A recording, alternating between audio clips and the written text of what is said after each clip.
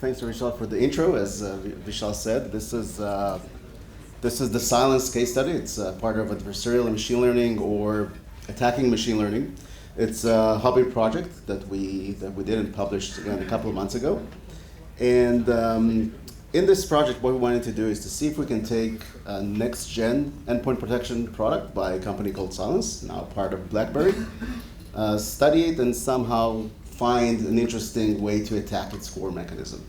Now, if there are any, and I'm going to assume that there are lots of offensive cyber practitioners in the crowd, as you know, bypassing a single control is not necessarily that difficult, unfortunately, or fortunately.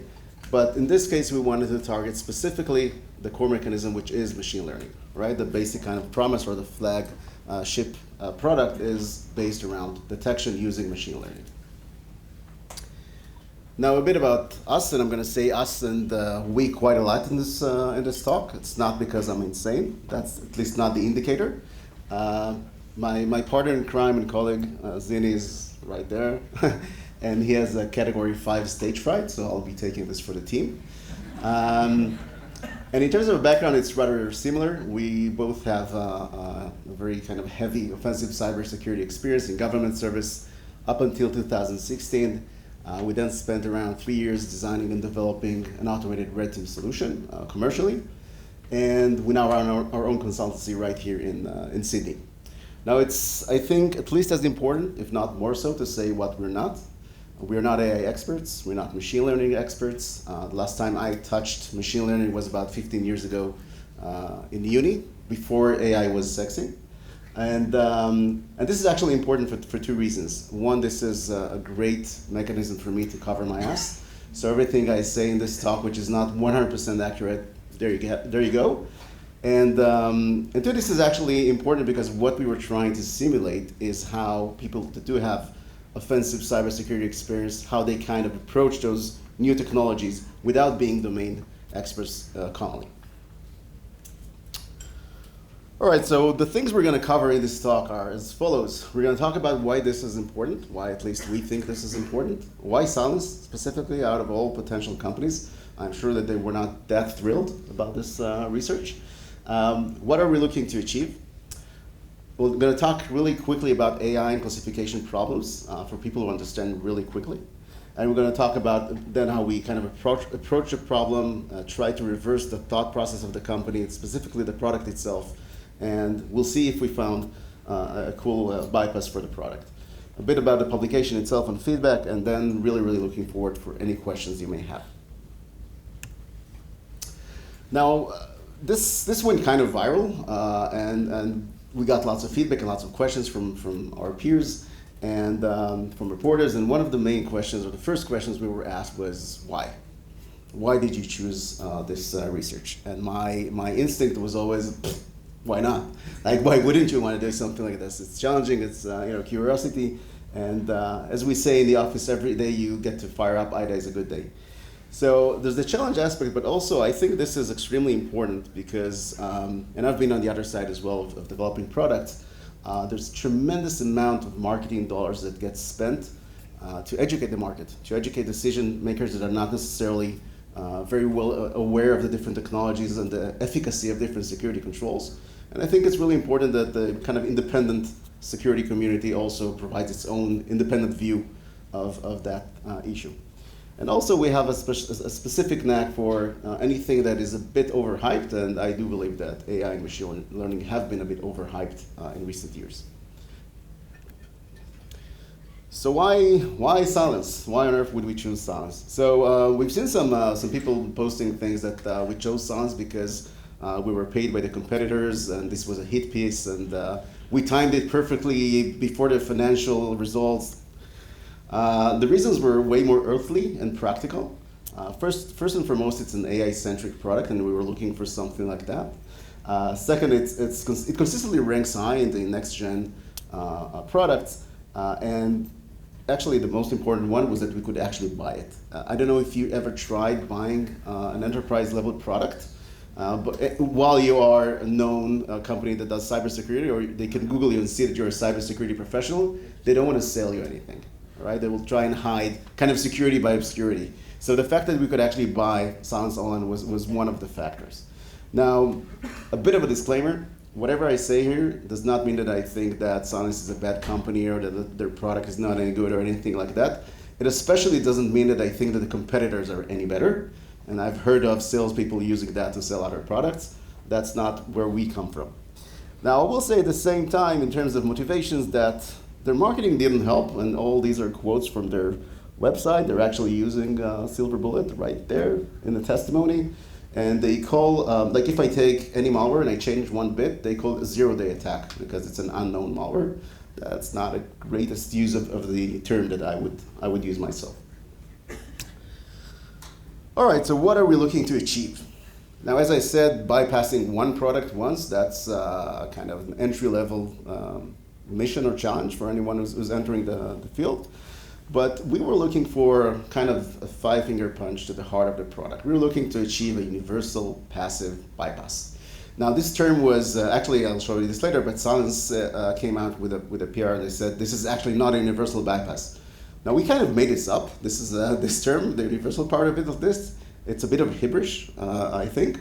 But what we meant here by universal is that as an attacker, I will only have to have one type of treatment to any malicious payload in order to make it undetectable. I won't have to work hard for every new payload.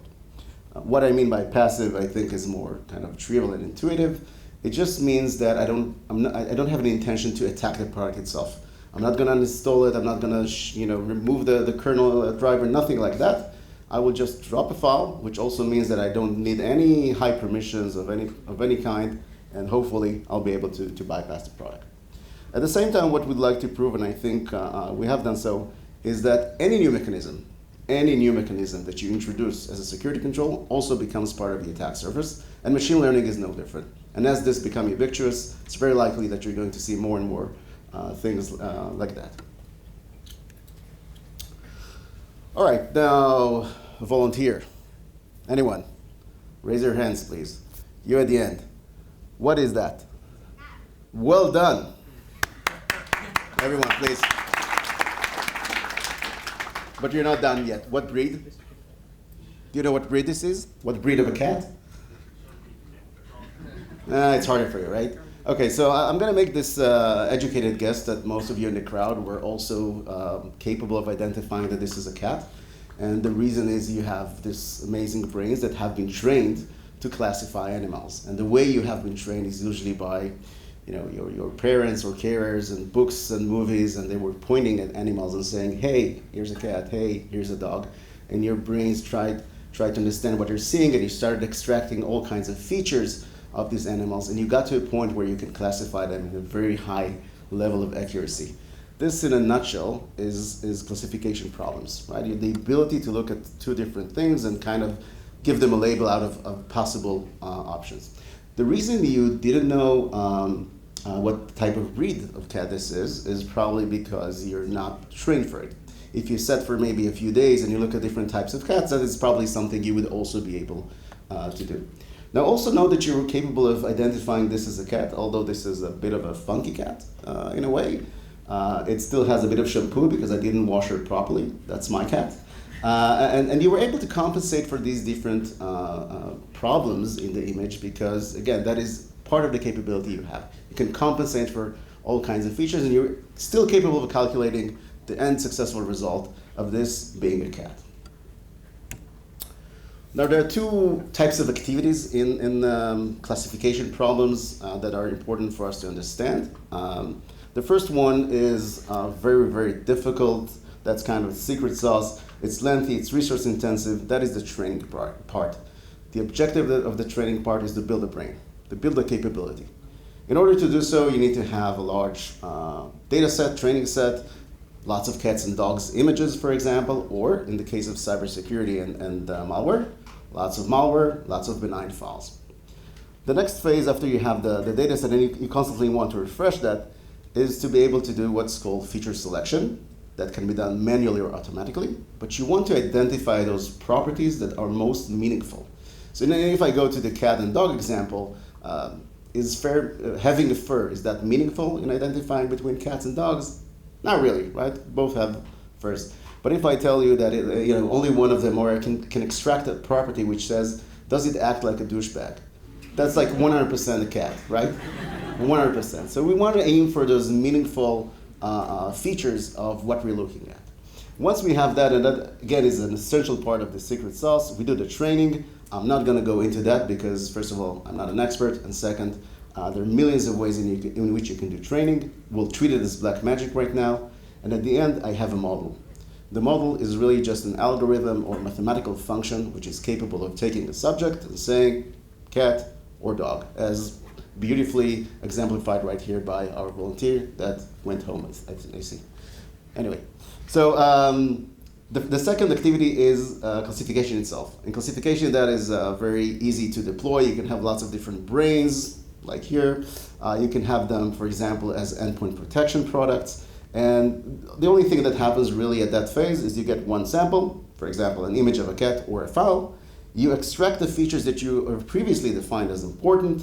You apply the model, which is really just a mathematical function or algorithm, and you have a decision and confidence. For example, I'm 92% sure that this file is malware. That is kind of, in a nutshell, the concept of classification problems and how it is applied to cybersecurity. Now, I always had a problem with that. And when I was told about this I think it was about 4 years ago, but by one of my colleagues, there were two things that bugged me. The first thing that bugged me was that in many offensive cyber operations, you actually use legitimate files. And there will be no malware because you don't use it. But let's put it aside because that's not the topic of the talk. Another thing that really bugged me is kind of the naive aspect of that. A dog is really fine with being a dog. A cat is super fine with being a cat. He's probably on the couch looking at the dog and thinking that silly beast. So they're not trying to deceive anyone. There's no real competition in that sense. In that sense, it's 100% naive. But what if we took something or someone who is malicious and intelligent and has a motivation to deceive us? And that is the human operator. Humans have that capability. Not all are malicious, fortunately, but they can be. And what if instead of cats and dogs, we wanted to have birds and human beings? That is our classifier. And I tasked you as human beings to fool a classifier that tries to see if you're birds or human beings. Now, for example, let's say, I'm going to give you $1,000 if you're able to fool such a classifier that is based on image recognition. It's going to take a picture of your face or your head, and it's going to tell you if you're a bird or a person. Now, it all depends on how well this model has been built, right? What features is it looking at? For example, if it's only looking at the amount of feathers you have, let's say it can identify feathers, and you wear something as silly as that costume, you have a fighting chance of fooling the model and moving forward, unless there are other layers of security out there to look at other properties. So with that kind of mindset, let's start talking about our plan. Now, a lot of technical people, present company included, have an intuition and instinct to immediately install our product, start firing out reverse engineering tools and start looking at the code and trying to understand what it does and how. It's an option. We sometimes do it, but actually I think this is kind of something that works in our favor and can be better.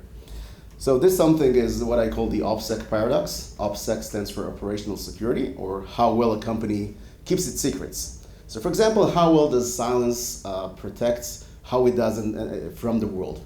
They wouldn't want anyone here, for example, to understand how their product works. And if they did so, their product would be very secure. And if it was super secure, it must sell well. But the reality is otherwise, right? In order to sell the product, they have to tell the world how it works. Marketing. So, sponsored sessions and booklets and brochures and everything and anything that tells the world how well the product works and also tells how it works to people who are not supposed to know. There's productivity, which makes them choose sometimes programming languages which are easier to reverse. There's the legal department that has this crazy fetish for patents, files them like crazy from the day the company starts. And all of this will work in our favor in this case. And the way this is manifested is in what's called OSINT, which is a fancy military term for open source intelligence. I call it everything you can Google, basically. And there are a few things that are really, really useful in OSINT. And they kind of, as I said, it's a result of the opposite paradox in my mind. So patents are a personal favorite for me, and I spent a few hours just reading through Cylance's patents. And the reason I like patents is not because of the way they're written. It's horrible to read patents, but they do provide you with kind of high-level understanding of what components are in a product and how the different processes work. Now, in addition, what you would usually see, since it's dated, you can see how the thought process evolved within the company itself. You can actually almost hear, the co-founders and the chief scientists thinking and kind of laying out their vision for the product and how it should work and why it's going to solve lots of security problems. So we found tons of interesting information in the patents. I'm not going to go into all of that, of course. But one example I did want to show you comes from the world of marketing. As I said, there's lots of content that gets pushed out there to explain why the product is so awesome. And this is a small, this in the center, bottom center, is a small excerpt from a brochure that you can, of course, find online.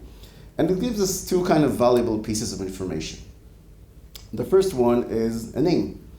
The main product or the main module that I am after in this case is called Cylance Infinity. So you gotta love those Dark Lord names for different products, but just by looking at this brochure, I know that I'm looking for Infinity. That is their classifier. And when I read the description, I can understand also that this classifier has different models probably for different file types. Now, if we map that to the actual folder where the files have been installed, which is on the top right, we can see two files that are kind of interesting. One is called Cylance Host Infinity Model. That is a .NET assembly. Anyone wants to guess what that file might be? An Infinity model? Go for it. The model, amazing. The model, the machine learning model we may be after, which is in the Infinity product. And there's another file out there that's called sample scoring 2PE. Now, I made a wild guess that the 2 actually stands for a version. PE is not privileged escalation, that's portable executable, which means executable. And another wild guess which says that this file somehow helps to score different samples that I'm trying to understand if they are malicious or benign. So this is, again, just a small example, but we constantly could use that type of information when actually looking at the code, going back and forth and matching and saying, oh, this must be that, oh, that must be that. And that really helped us shorten the amount of time needed for this tremendously. So now it's time to fire up your favorite reverse engineering software. Now these are all .NET assemblies, so life was definitely easier. We did look at the driver as well, but that was less interesting. And as we can see, we have the Cylance Host Infinity model file from before. And in the resources, we can see that it has a file that's called infinitymodel.model, which, not surprisingly enough, is the encrypted model data. At the same time, we can find in one of the interfaces a key called, well, not called, the value is I'm decrypting Cylance's intellectual property. I think that is there as either to make you feel bad or as a warning sign. Either way, you have the encrypted model data and you have a key. What is the next logical step? Decrypt the model with the key, right? So fortunately for me, I had my colleague with me at that time, and because this was an infinitely stupid idea. And it was infinitely stupid because what are you going to see if you're going to decrypt the model? It's just a bunch of numbers. Without context, they're going to be meaningless, and hopefully, not hopefully, but thankfully, I was prevented from going down that rabbit hole for a couple of weeks. So instead, why don't we build our own classifier? So we have this powerful interfaces that are provided to us by Cylance. And what we can do, we can write this engineering masterpiece, these 5 lines of code. Took us a long time. And what we're actually doing in these lines of code is we're taking the extracted, encrypted model file, and we're going to let Cylance do all the heavy lifting. They're going to do the decryption for us. I'm not going to feel bad for using that key.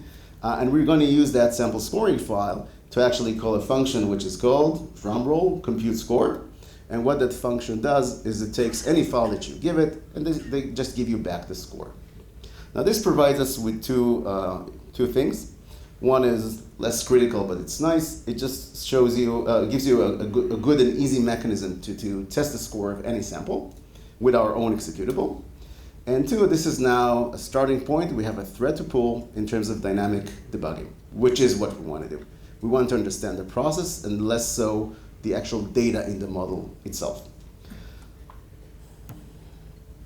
Now, before we can actually do that, we want to recreate the PDB. So we want to extract the intermediate language and then reassemble it.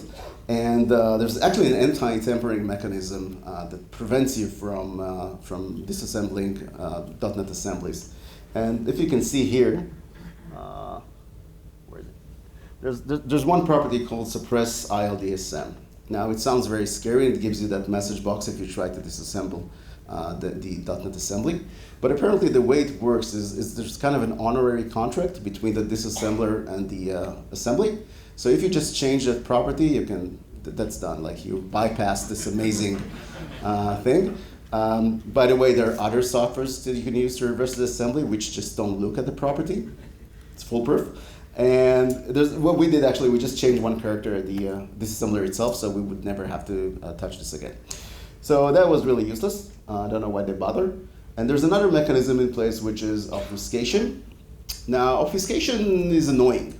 I hope we can agree on that.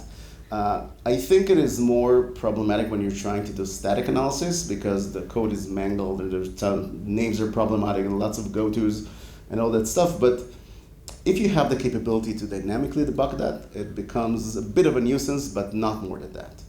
So at this phase, we have our executable, which is a starting point to debug the program. We have PDBs, which allows us to look at code that looks exactly like what you see on the right-hand side. And we can start understanding how the hell this magic of classification with machine learning works. I'm going to show you three main functionalities, and this is the first of them. I'm not going to throw lots of lines of code at you. I'm going to talk about what we saw and the abstract concepts that we saw because I think it will be more helpful. And the first thing we're seeing is kind of a lengthy parsing process or functionality. So for every executable, there's a parser. The parser's role is to go through all the properties in the file and load them up in kind of a meaningful and useful way. Now, when I say properties, you can see some examples here. Some of them are really straightforward, linker version, number of sections in the file, all kinds of things that Cylance, for their own reasons, after their own research, thought that are interesting. Now, as I said, some are straightforward, others are calculated, for example, entropy, and there are other more elaborate properties. And the relationship between property types and property values is one to many. That is an important point. So with linker version, for example, and the value it's 1 to 1, there's only going to be 1. But with other things like strings, there could be property type of strings will have many different values. So that is kind of the first phase. Now, what's also important to understand is that this is not the features that you saw from before. The way we understand it, at least, the properties which are human readable and I can articulate what they are different from the feature vector that Cylance used, which is actually a completely abstract concept. It's an array of 7,000 elements, numbers, basically. You can't explain this as X or Y, and we'll get to that. Well, almost automatically. So how do you build this feature vector? How do you go from properties to those abstract features? So this took an immense amount of caffeine to understand, like immense. And what we understood at some point that we're looking at is this table of tables, which converts from properties or property types to features.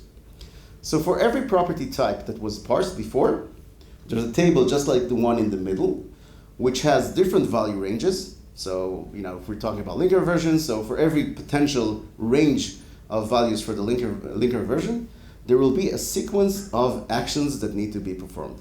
I know this part is hard. If it's hard for you, just imagine what it was for us. So again, for every property type, there's a table, and in this table, for every potential value of the property, there's a sequence of commands that need to be executed. What are those commands? Increments and decrements of different indices within the feature vector. Let's see an example.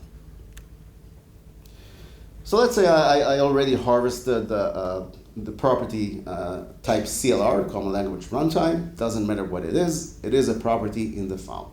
Let's also assume that the value was 2. So once this is parsed and this is now being processed, we will fetch the right type handler, which is the CLR property handler, the table you see in the middle. And then when we actually want to treat this value, we will find, for example, that the value is 2.0, and then there will be, in this example, 3 different operations we need to execute. One is to increment index 100 in the feature vector, one is to decrement 200, and the final one is to increment 300. This, ladies and gentlemen, is the kind of the process that goes through every file, and it can happen hundreds of thousands of times. There are thousands of property types, but there can be hundreds of thousands or even more property values, and for each one of them, you fetch the type, you understand which is the right kind of type handler, and you change the values of the feature vector accordingly. Now, as I said, I can't tell you what each element in the feature vector is because it doesn't have like a classic or human readable meaning. Not that we understand anyway. And many students in the crowd? Do you ever use linear algebra? Do you like it? Did you ever think you're going to use matrix multiplication in your real work? I didn't. So you may find yourself 15 years from now actually multiplying matrices, just so you know. All right, so this is, of course, I'm kind of fast forwarding a process which was the main process of reversing this product. We didn't get this formula, it's not exactly a formula for anyone, but we kind of went from this point step by step, and we tried to understand what the hell we were seeing. We understood that the feature vector, which is here on the left, it was kind of ready. It was ready for processing because we didn't see anything else changing in the feature vector. But then we saw all kinds of things, multiplying rows by columns and summations, and we're writing everything like on paper and trying to figure out what we were seeing. And then at what point we're like, matrix multiplication? Could it be? So yes, that's exactly what's going on in here. And the different constants you're seeing, the A's and the B's and the C's in the different matrices, these are all numbers that were kind of built in the lab, right? That's the magic sauce of Cylance. These are the numbers that kind of represent the machine learning model that they built, the brain. Which is why, by the way, we will never release those numbers. That is their intellectual property. Now, in between that, so after every time, for example, when this vector is multiplied by that matrix, who are you students? You. What happens when I multiply 1 by 7,000 by 1 by 256? What's the result? What type of matrix is that? What's the rows and the columns? Yeah, some more studying. Yeah, we had to Google that too, so don't feel bad. All right, so anyway, once you have the interim matrix result, there's the hyperbolic tangent function that's applied to each and every one of the elements. I hope I sounded smart by saying hyperbolic tangent function. Like, we didn't know what that is either. Like, we wrote down, it was like 1 divided by 1. Is that the natural, powered by minus? And then we Googled that and we realized that's what we were looking at. So apparently, and this is, there's lots of guesses and speculation in our research because no one ever confirmed that from science. But what we were thinking we're seeing here is an approximation of a neural network.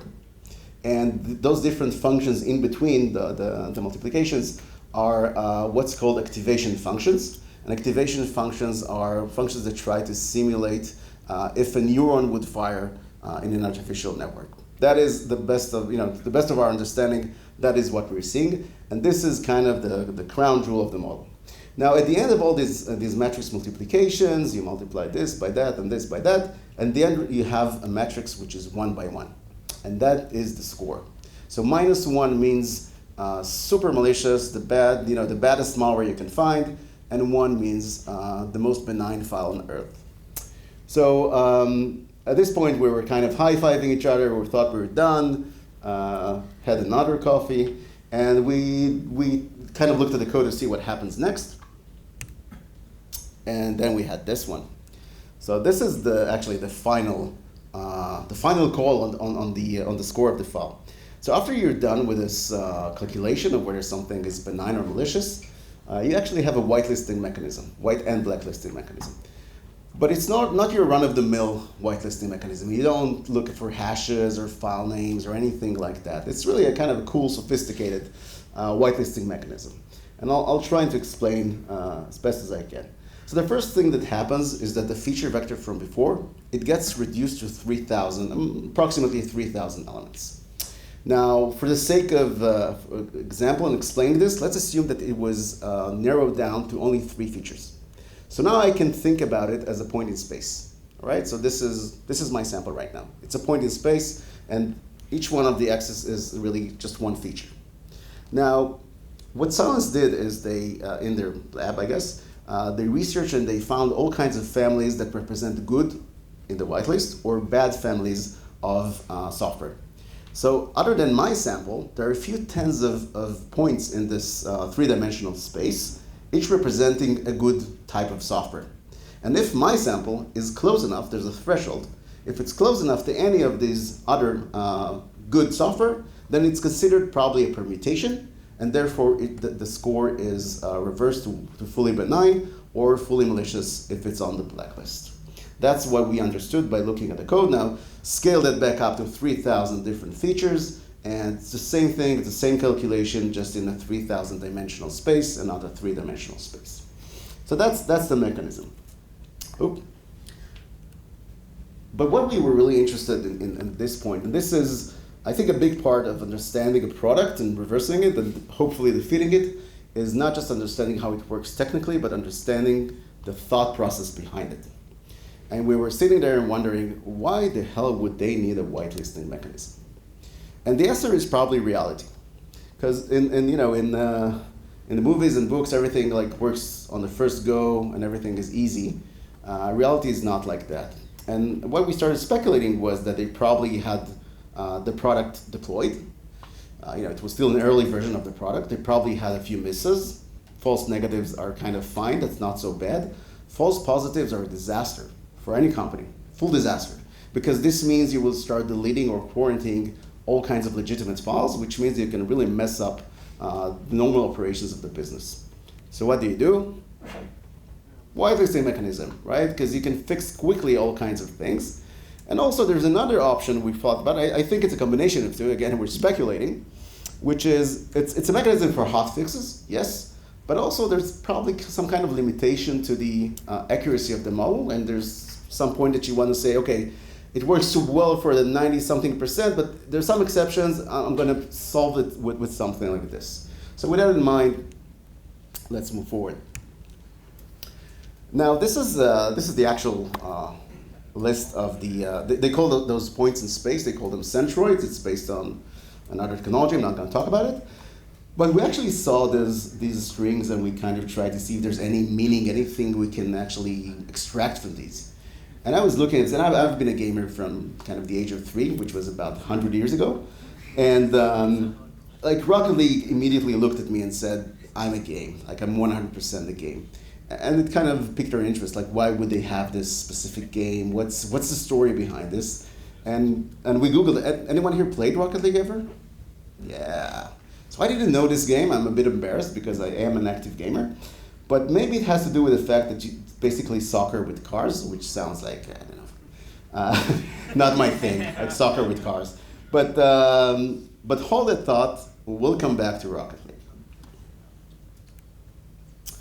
All right, so at this point we're doing like this, right? We have 2 options to attack this product. We can either aim for the whitelisting mechanism, which we now kind of understand how it works.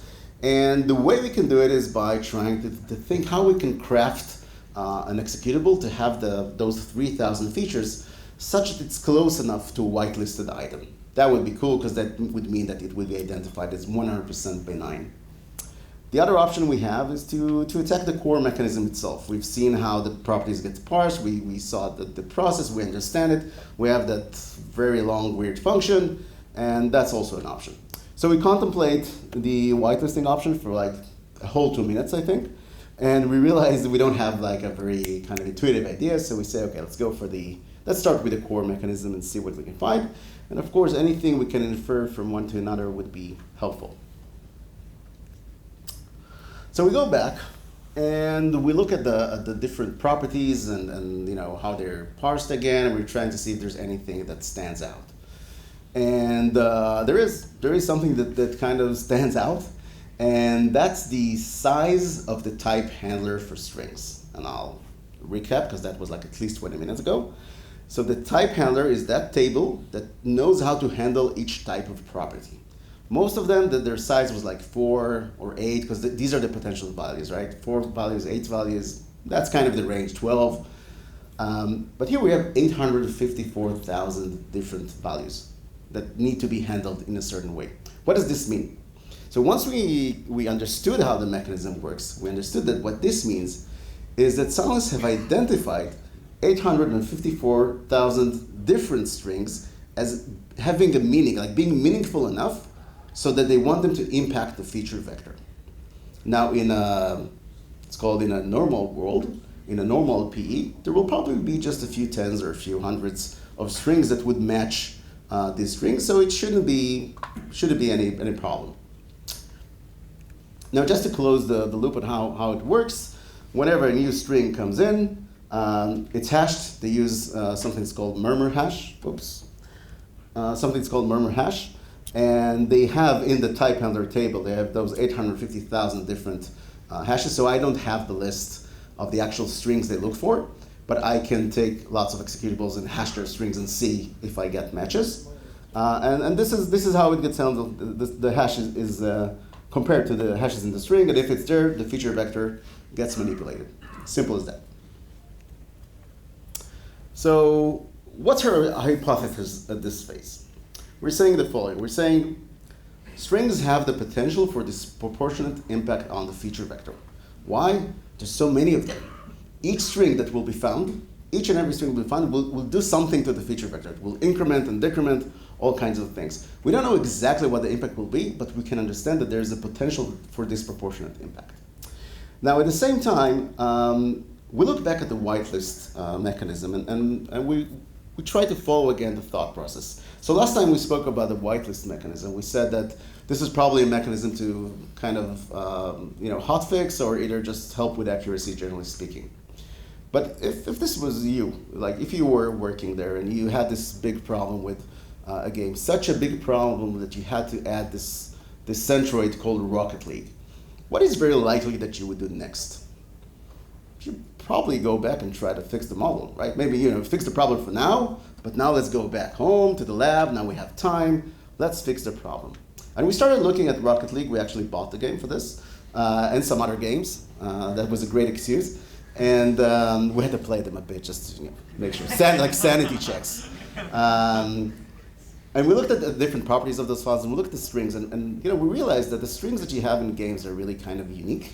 And if Cylance came back and tried to kind of retrain the model with lots of binaries from games, there's a good likelihood that those strings are going to have an interesting impact on the feature vector. Why? Because do you know of any malware that actually use strings from games? Is that even logical or possible? If you write a malware, would you ever consider taking strings from games? Not likely. Which is why it is very likely that those type of features, if we go back to the feature selection process, those features are likely to rise and have a more meaning in the machine learning model. So, if we strip the strings from Rocket League and similar games, and we carefully inject them into a malicious file, we have a fighting chance of achieving a bias. That's kind of our thesis. And what we also noticed, by the way, which is kind of a side note, is that Cylance didn't really look at all at attacker economics. There are some properties that are really hard to change, but to change strings, that's easy. That's the easiest thing you could do. So since I don't want to say lazy, I'll say efficient. We're really efficient people. We said before we're going to carefully inject strings into the executables. Why don't we just slap them onto the end of the file and just see what happens? Like, it would never, ever, ever work. Life does not work in that way. So let's have a look. So what we're going to see here in this video, we're going to drop 3 files. Mimikatz, the famous credential harvesting tool. We're going to use Samsung, which is a pretty infamous ransomware. We're going to use the original celebrity, the WannaCry payload. So first we're going to drop them to disk, as is, and Cylance is going to, rightfully so, detect them. You can see it on the right-hand side. There they are. Okay, so they've been detected. Once we try to dump them to disk, they were immediately detected, as they would. what we're doing now is it's the only thing we're doing, right? Passive universal. We're taking strings from Rocket League and we're slapping them onto the end of the file. That's the only thing we're doing. We're not touching anything else. So we're creating our own kind of version. We're going to dump them to disk. And before this went live, some researchers, we had a peer review, and they said this would never work dynamically because the behavior would be so malicious that it would be stopped by other mechanisms. So we decided to do with the demo by fully running Mimikatz. We're now going to run Samsung. We're going to run WannaCry. They're all going to be running together, encrypting the shit out of our VMware machine, and yeah, we'll see what kind of response we're getting. So actually, it is being encrypted as we speak, as you can see. So we can look at the different files. We can see that they have been encrypted, and yeah, not a lot of response from anyone. This would work. We tried this with hundreds of malwares running at the same time, and no problem whatsoever. All right, cool. So let's move on. So at this point, we're starting to get excited, and we're like, okay, we're responsible adults. We need to be methodical about this, and we need to summon the hordes, the different malwares, and test it on a kind of larger set. So we look for some kind of things that has a bit of credibility, and we end up on a website of the Internet Center for Security, something like that. And they release lists of the worst malware for every given month. And we took the list for May 2019, the top 10 worst malwares. And as you can see the table here, these are the results. The score before was 9 out of 10 were detected. We have nothing to do with this stuff. And then we did them again the same way, just the strings from Rocket League. And the score after, as you can see, not only are they just benign, they're super benign. They're family and friends. So this is almost a complete flip.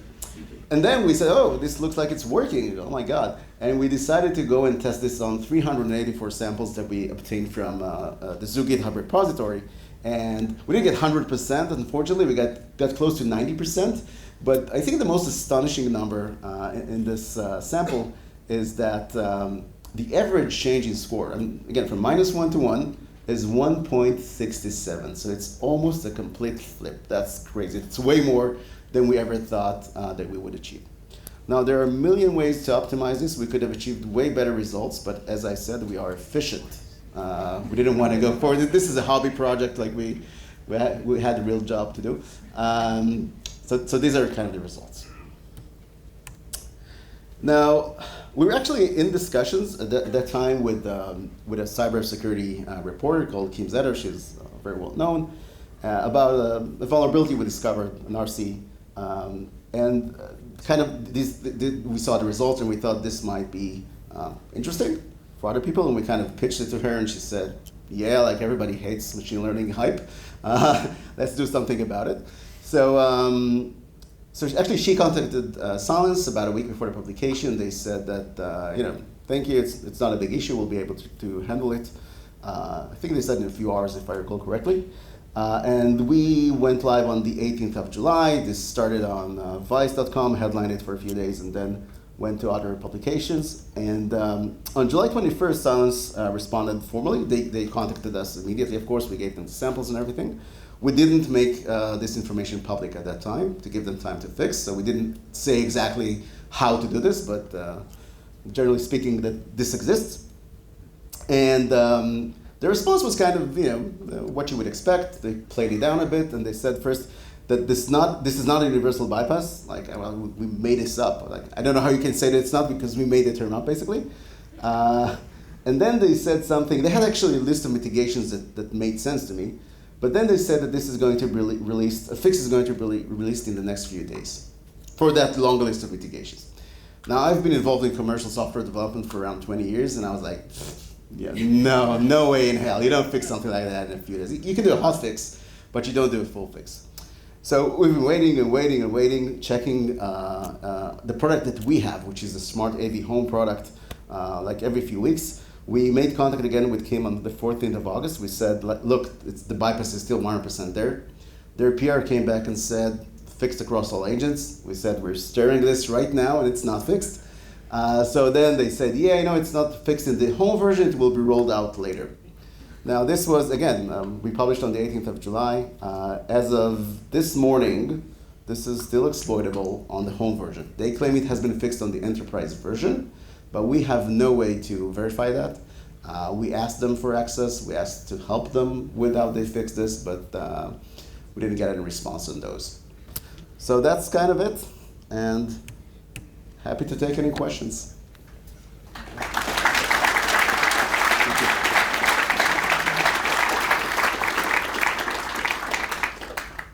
Who's in charge of the mic? Oh, yeah. Did you try with the strings from any other game binary? Yes, we did. It worked. We tried Fortnite. That was a homage for my younger boy that likes Fortnite. Yeah, it worked as well. Oops. Is this the first time you're disclosing that it was the strings from Rocket League? Yep. Yeah.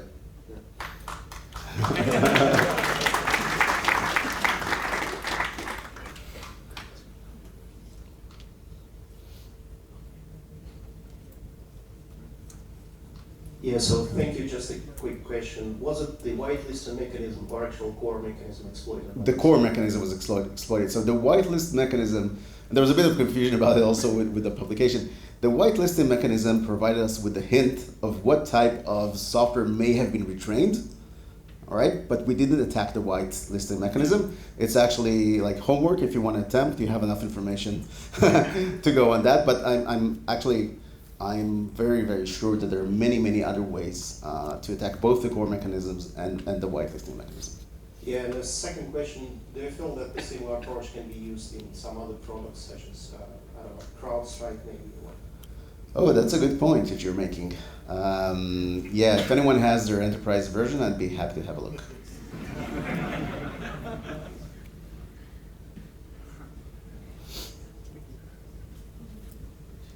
Did you make a research on the to find out the weight of the strings? Some strings might be more have more impact than others, and so instead of append all the strings, maybe just append several strings might work equivalently.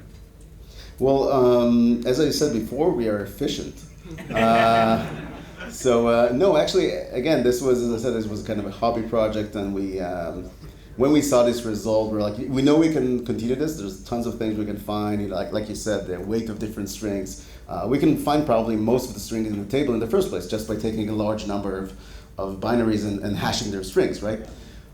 Many ways in which this can be continued, but we just stopped there because we had no more time, and that's it. It can be automated. You just make some kind of fuzzy and continuously add different strings and see the result, so it can be automated. I'm just waiting to see that talk of yours on next BitSites.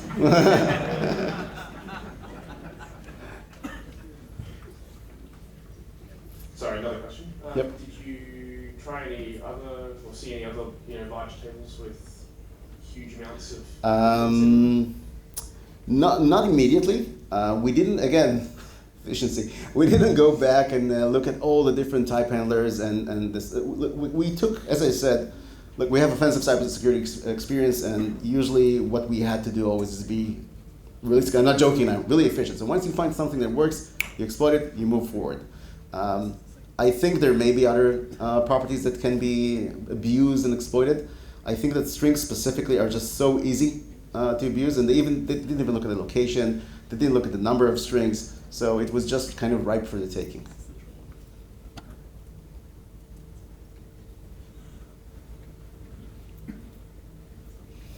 You mentioned something about attacker economics, like what Yep. could they have done to make it harder, I suppose? So I'm going back to the OPSEC paradox, right? How would you make this harder? You would maybe add tons of anti-tampering mechanisms. You would not tell me what's the name of all kinds of things. The names of the assemblies would be different. You would have other layers in there to stop me from doing all kinds of compensating controls within the product itself. There are many things you can do, but what you saw is kind of that was it. And I think this is, by the way, this is a problem in detection and prevention software, generally speaking, I think.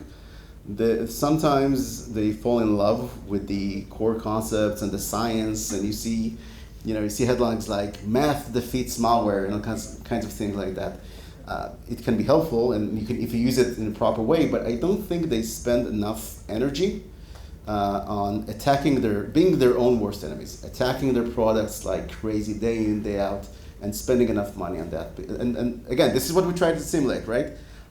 How would normal attackers try and tackle this? Would they be able to find a bypass? Would it be a strong bypass? And the answer in this case was yes. And by the way, we didn't spend a lot of time on this research. I think it was about 30 hours in total.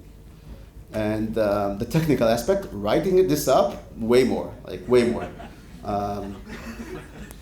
So I think it's reasonable for attackers to be able to achieve something like this, or take something like this as a project. How do they fix the problem? If they only asked me, I would have helped them. There are many things they can do. Look, first of all, they need to fix the obvious bias with strings. Maybe they need to give them a bit less of a weight. I think they need to take a more layered approach in what they do, like not have just one oracle, the machine learning engine that says this is malicious or this is benign. They should combine several mechanisms together. I mean, I feel that sometimes that with this, with the next gen wave of endpoint protection products, they're throwing down the drain 20 or 30 years of cumulative experience of how to battle malware. And I don't think you should replace it. I think you should add to it. I think it should be another mechanism. It shouldn't be, oh, here's something new that just solved everything. That's my approach at least. But they fixed something in a relatively short amount of time. Something, I don't know why. Again, they said it's fixed in the enterprise version. I didn't get a chance to see if it would withstand a second onslaught. Like maybe I would look at it, and two of us look at it, and for a few hours and say, oh, here's another way. I don't know, but like I said, I don't think it's plausible to be able to release something so major in a few days over the weekend. It's possible. Just get the strings from the image, not from the appended data. That's it. Sorry? Get the strings from the image itself, not Yeah. from the appended data. That it fixes. Well, that is the hot fix type of thing. I can still But then you manipulate it. You have to modify the image and produce new malware. Yeah. The thing is, look, I think that what you just said now, for example, that's a classic discussion now between attacker and defender, right? I made my move, now you made your move. Now I'll make my move, now you'll make your move, right? It's an endless battle, and you work at Sophos, right? So you're battling this day in, day out. I'm just saying that the fix is pretty easy for them. So A hot fix is pretty easy. That's what I think they did. But it just starts this arms race, which is inevitable in any type of new mechanism. In this case, it's a machine learning mechanism. But you can't be naive and say, and think that, okay, I solved it. It's going to be an arms race. Just wondering. Where are you? I'm Yeah. hiding from plain sight. Oh, the Anyway. volunteer, yeah. Okay. Yeah, I was following Kim Sadler in Twitter because when I saw it, I was wondering which particular EDR vendor. Yeah. And thank you for sharing this here. So I was just thinking from a legal perspective, typically you have the fine print in the EULA that you're not supposed to be reverse engineering. Did the legal team actually, talk to you about this wherein, hey, you're not supposed to be doing this, or are you being sued? Fortunately not.